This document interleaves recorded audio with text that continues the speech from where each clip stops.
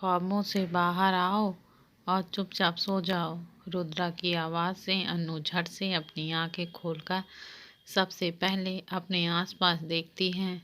रुद्रा को अपनी जगह चैन से सोता देखकर चैन की सांस लेती है और झट से खुद को ब्लैंकेट से पूरा कवर कर अपनी आंखें बंद कर लेती है। उसे आज रुद्रा से एक अलग ही तरह का खौफ आ रहा था। रुद्रा उसकी हरकत देख मुस्कुराने से खुद को रोक नहीं पाता। कुछ पल के बाद अन्नू जल्दी ही दवाइयों के असर में नींद के आगोश में चली जाती है। जब उसकी गहरी सांस रुद्रा के कानों में पड़ती है तो रुद्रा अपने साइड का लैंप जलाकर अन्नू की तरफ मुड़ता है और उसके चेहरे से ब्लैंकेट हटाकर एक नज़र उसके प्यारे चेहरे को देख रुद्रा अन्नू को अपनी बाहों में जकड़ प्यार से उसके माथे को चूम कानों में फुसफुसाते हुए कहता है, गुड नाइट वाइफी। रुद्रा की आवाज़ सुनकर अन्नू नींद में ही कुनकुनाते हुए हल्का मुस्कुराकर रुद्रा से लिपट जाती है और उसे टाइट हक्का लेती है। रुद्रा भी उसे जकड़ लेता है। कुछ पल अन्नू करीब होने से भी चैन की नींद आ गई। सुबह का वक्त। आज चौहान मेंशन के रंग काफ़ी बदले थे। किचन के बाहर सारे नौकर हैरान परेशान खड़े थे। तभी रोहन और तनिष्क के साथ अभिनव अपने जिम पर बातें करते हुए जा रहे थे कि तनिष्क की नज़र किचन साइड पे गई।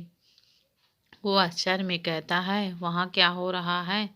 तनिष्क के ऐसा कहने पर अभिनव और रोहन की नज़र उस ओर गई। दोनों भी असमंजस में देखने लगे। घर के सारे नौकर किचन के बाहर काफ़ी परेशान से खड़े थे और साथ ही किचन से बार बार कुछ आवाज़ आ रही थी। अभिनव उन सारे को देखकर असमंजस में पूछता है, तुम लोग यहाँ ऐसे क्यों खड़े हो? आज किचन में नौकरों की जगह अच्छा जी खुद अपने हाथों से कुछ बना रहे थे। उन्हें देखकर साफ पता चल रहा था कि वो काफ़ी वक्त के बाद किचन में काम कर रहे हैं। अच्छा जी के चेहरे पर परेशानी की जगह एक अलग ही चमक थी। रोहन को अपनी आंखों में बिलीव नहीं हो रहा था कि आखिर अच्छा जी सुबह सुबह किचन में क्या कर रहे हैं। आज तक तो कभी उन्हें ऐसा कुछ करते नहीं देखा। रोहन तो हैरत में था। उसने तनिष्क को एक जोर की लात मारी जिससे वह सीधा जमीन में धड़ाम से गिर गया और उसके मुंह से एक आह निकल गई। रोहन जमीन पर तनिष्क को देखकर वापस से अच्छा जी को देखकर कहता है, इसका मतलब ये कोई सपना नहीं था। वक्त के 8 बज रहे थे। अन्नू अब भी बेड पर रुद्रा से लिपट कर सो रही थी। रुद्रा ने भी उसे मजबूती से बाहों में भर रखा था। दोनों ही काफ़ी सुकून और गहरी नींद में सो रहे थे। रुद्रा को वक्त का इतना पंचुअल था। आज वो भी वक्त को छोड़ अन्नू के करीब सुकून पा रहा था। सुकून वो जिससे उनमें अपनी पूरी भाग दौड़ की जिंदगी में नहीं मिली थी।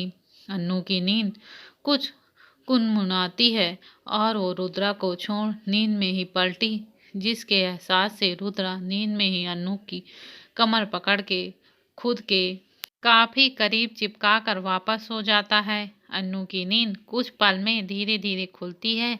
वो अपने पलके झपकाते हुए एक लंबी सांस लेती है। तभी उसे एहसास होता है कि वो किसी मजबूत और भारी चीज से कसी हुई है।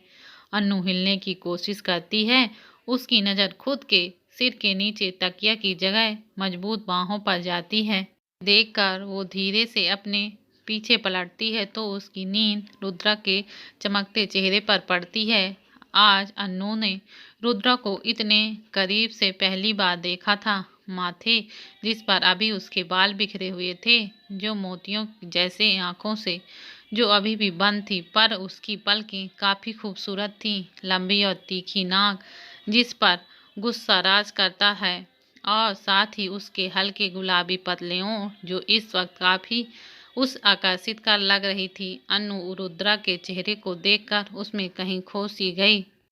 वो उसे खोए हुए अंदाज में धीरे धीरे उससे छूटे, पर वो जैसे ही उसके होंठों को छूती है कि अचानक रुद्रा की आंखें खुल जाती हैं और अन्नू का हाथ झटके से पकड़ उसे देखता है। अन्नू रुद्रा के इस एक्शन से हैरान होकर काफ़ी घबरा जाती है। वो सरकते हुए जैसे उठने की कोशिश करती है। रुद्रा उसे खींचता है जिससे अन्नू सीधा उसके सीने पर गिर जाती है। अन्नू के होंठ इस वक्त रुद्रा के चेस्ट और गर्दन के बीच टच हुए, जिससे रुद्रा को अपनी पूरी शरीर में एक सनसनी सी महसूस हुई। अन्नू इस वक्त काफ़ी घबरा गई थी, क्योंकि वो रुद्रा के इतनी करीब थी। ये सब उसके लिए शर्म से भरा था। अन्नू धीरे अपना सिर उठाती है तो उसकी नज़र रुद्रा के काले गहरे आंखों से मिलती है। अन्नू इतनी घबराई थी कि उस मुंह से बोल तक नहीं फूट रहे थे। वो सहमी सी बस उसे देख रही थी। रुद्रा अपने आईब्रोज उचकाकर कहता है, क्या कर रही थी तुम? वो कुछ नहीं, वो कुछ नहीं, कुछ भी तो नहीं। रुद्रा अन्नू की बात सुन शक भरी निगाहों से कहता है, सच्ची मुझे ऐसे नहीं लग रहा है। अन्नू रुद्रा के सवाल सुन अपनी नज़रें चुराते हुए कहती है, नहीं ऐसा कुछ नहीं है, मैं कुछ भी नहीं कर रही थी, मैं आपको नहीं देख रही थी। अन्नू फ्लो फ्लो खुद कबूल करना रुद्रा के चेहरे पर छोटी सी मुस्कान ले आता है, लेकिन अन्नू की नज़र उस पर न होने की वजह से वह देख नहीं पाती है। अभी कुछ सोच रुद्रा अन्नू का हाथ छोड़ अपने दोनों बाजुओं से पकड़ उसके कमर पर कसते हुए कहता है, इसका मतलब तुम मेरे नींद में होने का फ़ायदा उठा रही थी। अन्नू रुद्रा के ऐसे बाहों में जकड़ने से कुछ सकपका गई। वो उसे आंखों से देखकर जल्दी से अपना सिर ना में हिलाते हुए कहती है, नहीं नहीं ऐसा नहीं है। रुद्रा अपने भावें चढ़ाते हुए कहता है, तो फिर कैसे है? अन्नू रुद्रा के ऐसे कहने पर अपने होठों को छोटे से पाउच में बदलकर कुछ सोचने लगती है कि अब क्या जवाब दे। रुद्रा की नीयत अब उसके होठों पर जाती है तो उससे चूमने का दिल करता है। वो बिना सोचे समझे आगे बढ़ने लगता है। इस बात से बेखबर अन्नू अपने बातों सोच रही थी, पर जैसे उसकी नज़र रुद्रा के आगे बढ़ने पर गई, उसे झट से अपनी आंखें बंद कर ली। रुद्रा उसके भोले चेहरे को देखकर मुस्कुरा दिया, पर जैसे ही उन दोनों को छूता है कि उसकी पकड़ से भाग जाती है और सीधा बाथरूम में चली जाती है। तभी थोड़ी देर बाद उसके कानों में बाथरूम के दरवाज़ा खुलने की आवाज़ आती है। अन्नू इस वक्त नहाकर बाहर आ रही थी। आज उसने साड़ी नहीं बल्कि सफ़ेद रंग का अनारकली सूट पहना था और साथ ही काफ़ी खूबसूरत सा लाल रंग का दुपट्टा लिया हुआ था। अन्नू खुद को संभालकर मिरर के सामने खड़ी होती है और खुद को संवारने लगती है। रुद्रा को अन्नू में खोया था। वो जानता था कि वो अन्नू की तरफ काफ़ी ज़्यादा खींचा जा रहा था। थोड़ी देर बाद रुद्रा भी फ्रेश होकर आता है, फिर अन्नू को देखकर कहता है, चलो नीचे चलते हैं, तुम यहाँ क्यों बैठी हो, नाश्ता करने चलो। अन्नू भी बिना कुछ कहे उसका हाथ थाम लेती है। रुद्रा अन्नू को संभाल कर नीचे ले जाता है। अन्नू अभी काफ़ी कमज़ोर थी, जिससे अभी ठीक होने में वक्त था। वहीं डाइनिंग एरिया में रोहन आज टेबल पर रखे 4 बाउल को ही देखकर कब से देख रहा था। उस बाउल की डिश इतनी खूबसूरत थी, सबके पेट में भूख ने दस्तक देने लगी थी। रोहन तो काफ़ी उतावला हुआ जा रहा था, लेकिन वो उसको खा नहीं पा रहा था। ये उसकी मजबूरी थी, क्योंकि भाभी के लिए स्पेशली बनाई गई थी और ये अच्छा जी ने खुद बनाया था। रुद्रा अन्नू का हाथ थामे काफ़ी संभाल कर ला रहा था। दादाजी भी उन्हें देखकर काफ़ी खुश थे। दादाजी अन्नू को अपने पास बैठाते हैं। रुद्रा भी अन्नू के बगल में बैठ जाता है। तभी नौकर आगे बढ़कर अन्नू को खाना परोसता। उससे पहले अच्छा जी खुद आगे बढ़कर अन्नू के प्लेट में खाना परोसते हुए कहते हैं, बेटा ये सब मैंने तुम्हारे लिए बनाया है, खा के बताओ कैसा बना है। उनकी बात सुनकर अन्नू काफ़ी आश्चर्य से उन्हें सिर उठाकर देखती है, लेकिन पल भर में उसकी आंखों में देखकर उसकी आंखें नम हो जाती हैं।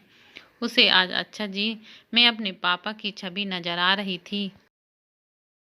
अच्छा जी खुद अपने हाथों से आगे बढ़कर अन्नू को खिलाते हैं। उनका प्यार और अपनापन अन्नू के लिए सच्चा था।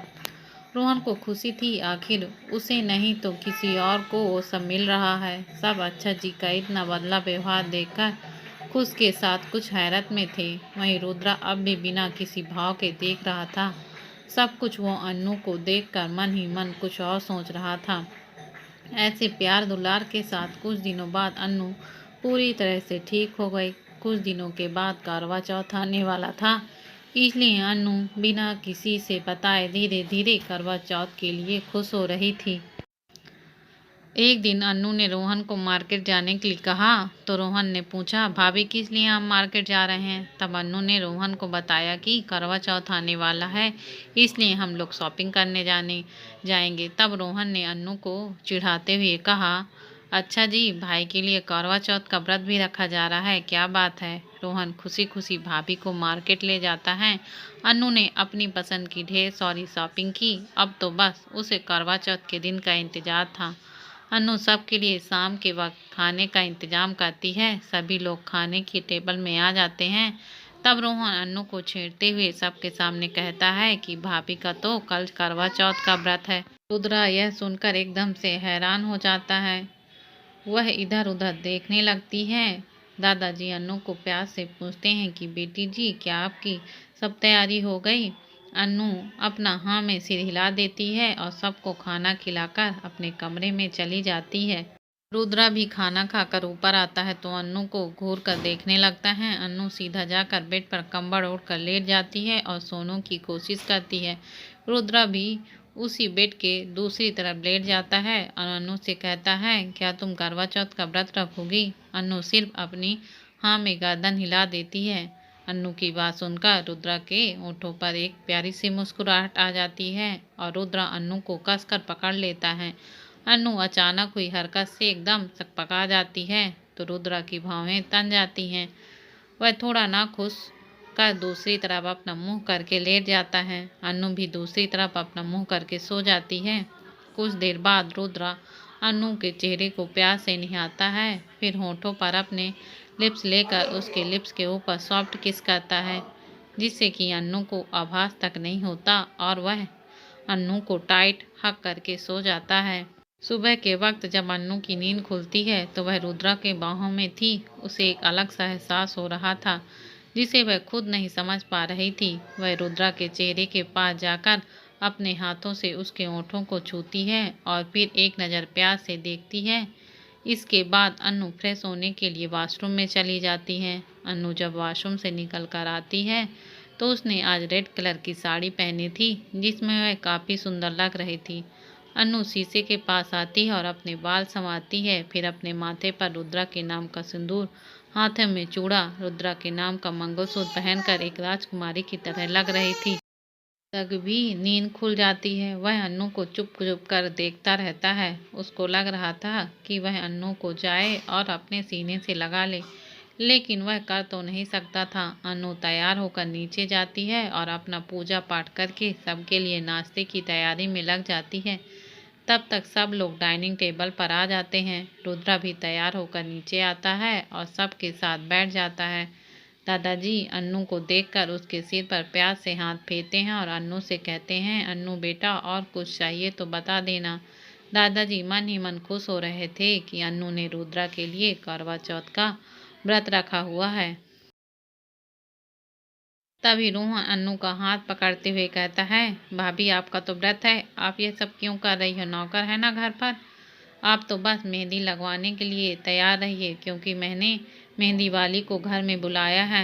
अन्नू रोहन की बात सुनकर धीरे से मुस्कुरा देती है। सब लोग अपना नाश्ता करके अपने अपने काम में चले जाते हैं। रुद्रा भी अन्नू को एक नज़र देखकर ऑफिस जाने के लिए तैयार होता है। तब अन्नू प्यार से कहती है, सुनिए जी, आज आप घर जल्दी आइएगा। रुद्रा उसकी बात सुनकर बिना उसकी तरफ मुड़े अपनी गर्दन हाँ में हिला देता है और धीरे से मुस्कुरा देता है।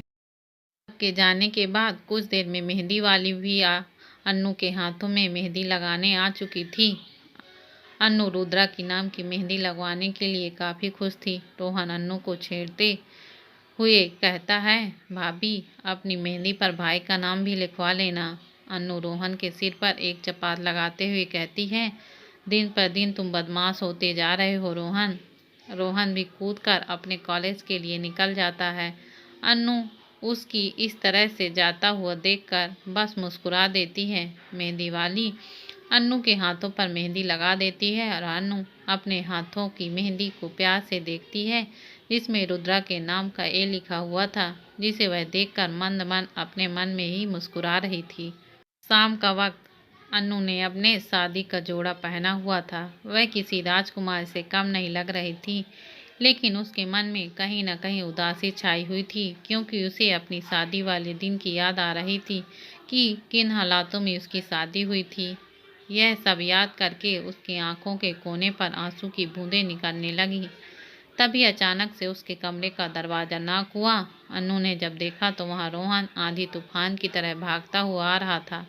रोहन तो अन्नू को देखकर एकदम से खुश हो गया, क्योंकि अन्नू इतनी प्यारी लग रही थी कि रोहन बोला, हाय भाभी, आपकी इतनी सुंदर लग रही हैं। अगर भाभी भाई आपको देखेंगे तो उन्हें हार्ट अटैक आ जाएगा। रोहन के इस मजाक से अन्नू का मुरझाया हुआ चेहरा एकदम से खिल उठता है। वह प्यार से रोहन के सिर पर अपना हाथ फेरती है, जिसे रोहन उसकी तरफ देखने लगता है। रोहन पूछता है, क्या हुआ भाभी? क्या भाई अभी तक नहीं आए, इसलिए आप इतनी दुखी लग रहे हैं?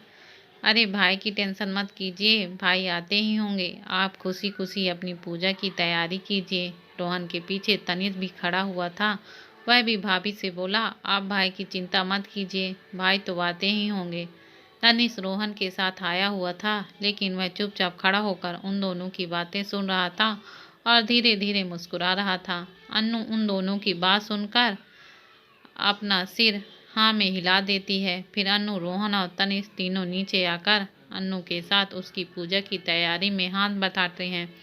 दादाजी वहीं सोफे पर बैठे हुए खुशी खुशी उनको देख रहे थे। अच्छा जी के चेहरे पर एक अलग ही मुस्कान थी, जो अन्नू के लिए थी।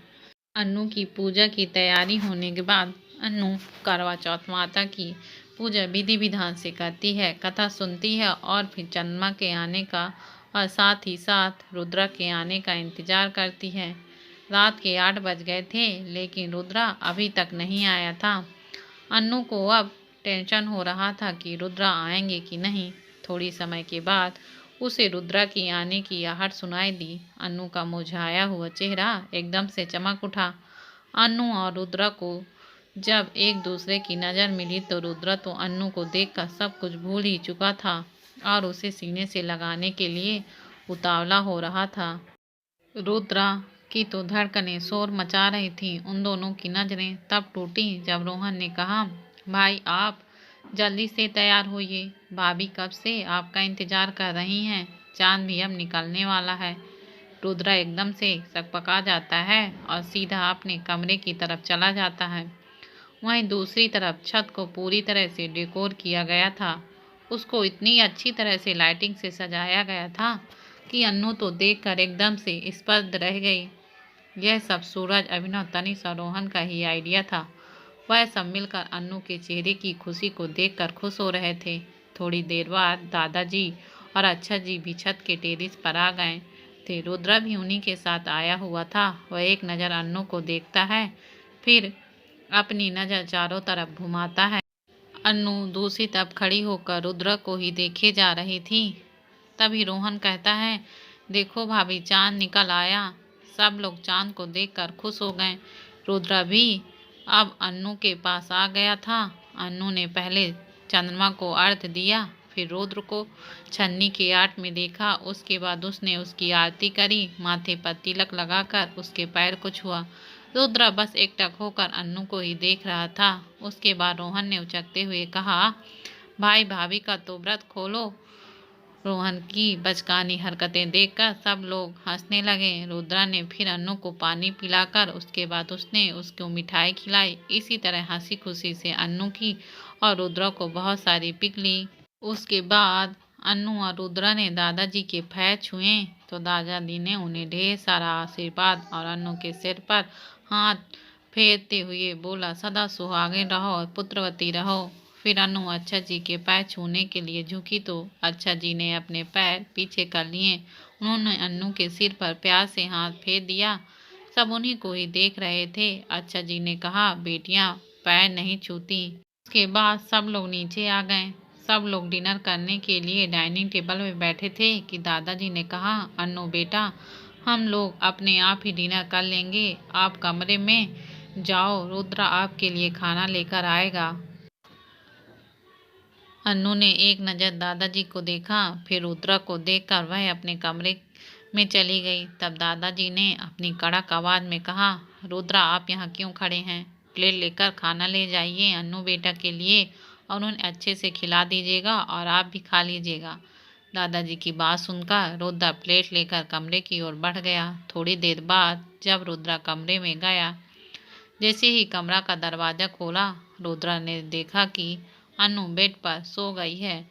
रुद्रा उसे प्यार से निहारने लगा। रुद्रा अपने कदम धीरे धीरे अनु की तरफ बढ़ा रहा था। उसकी धड़कनें शोर कर रही थी।